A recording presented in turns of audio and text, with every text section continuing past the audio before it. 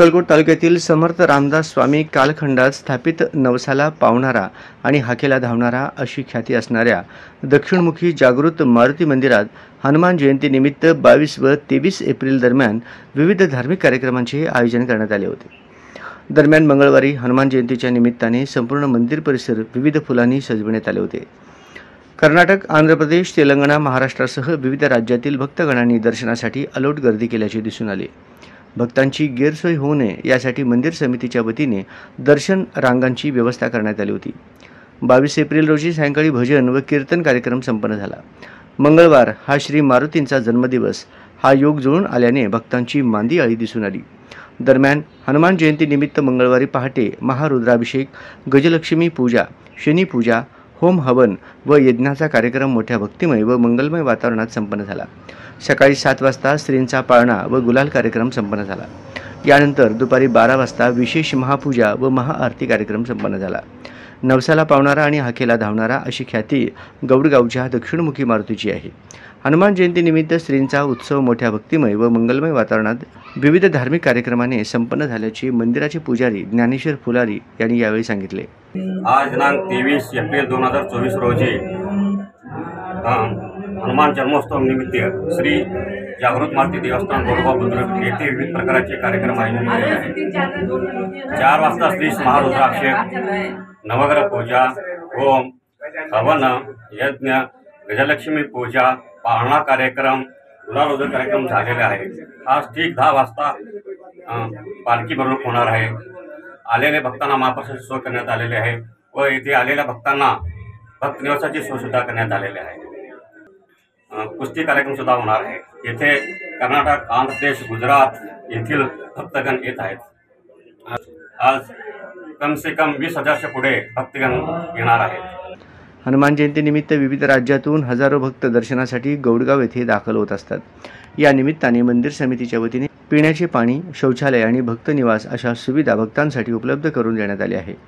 दर्शनासाठी भक्तांची गैरसोय होऊ नये यासाठी मंदिर समितीच्या वतीने नीटनेटके नियोजन करून दर्शन रांग व्यवस्था करण्यात आली आहे। आज हनुमान जयंतीनिमित्त भक्तांमध्ये उत्साहाचे वातावरण असल्याचे यावेळी मंदिर समितीचे अध्यक्ष श्रीकांत खानापुरे यांनी सांगितले। आज योगायोगाने मंगळवारी हनुमान जन्मोत्सव असल्यामुळे आणि हा दिवस मारुतीचे जन्मदिवस असल्यामुळे आणि खूप वर्षांनी हा योग आलेला आहे। त्या निमित्ताने आज पहाटे श्री जागृत मारुती महारुद्राभिषेक, नवग्रह पूजा, शनी पूजा, गजलक्ष्मी पूजा इत्यादी कार्यक्रम करण्यात आले आहेत आणि आलेल्या भाविकांसाठी श्री निसार चांद शेख राहणार पुणे यांनी महाप्रसादाची सोय केलेली आहे आणि थोड्याच वेळात 9 वाजता श्री जागृत मारुतीचे पालखी मिरवणूक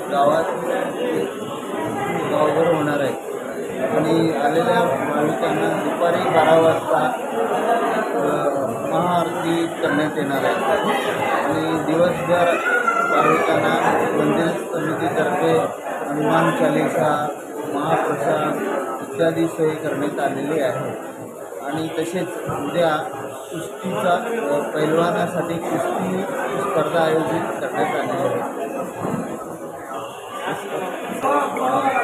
आजच्या जन्मोत्सवानिमित्त श्रीच्या जन्मोत्सवानिमित्त महाराष्ट्र, कर्नाटक, गुजरात इत्यादी देशातील इत्यादी प्रांतातून भाविक गौडगावला येत आहेत। दरम्यान हनुमान जयंतीनिमित्त निसार चांद शेख या मुस्लिम बांधवांनी अन्नदान सेवेचा बिडा उचलला।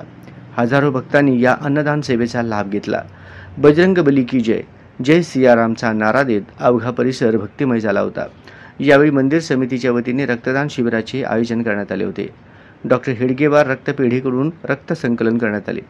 योगेश शिवानंद कोनापुरे, सचिन सूर्यवंशी, दिनेश बारसकर, अभिनव बासरगाव आदी भक्तांनी अन्नदान सेवेमध्ये आपला मोलाचा वाटा उचलला।